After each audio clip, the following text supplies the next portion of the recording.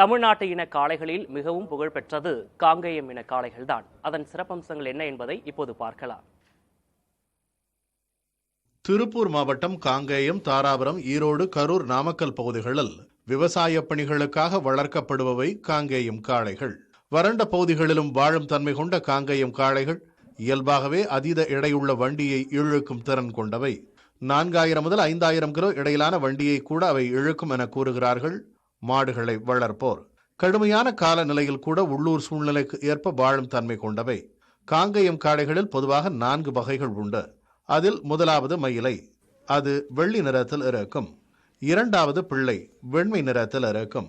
மூன்றாவதாக செவலை, சிவப்பு நிறத்திலும். நான்காவதாக காரி, கருப்பு நிறத்திலும் இருக்கும்.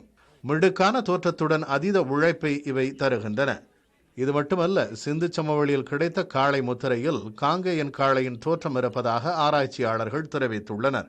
தற்போது மீண்டும் இதன் எண்ணிக்கை அதிகரித்துள்ள நிலையில் கேரளா, கர்நாடகா, ஆந்திரா மாநில மக்களும் காங்கேயம் காளைகளை விரும்பி வாங்கிச் செல்கின்றனர்.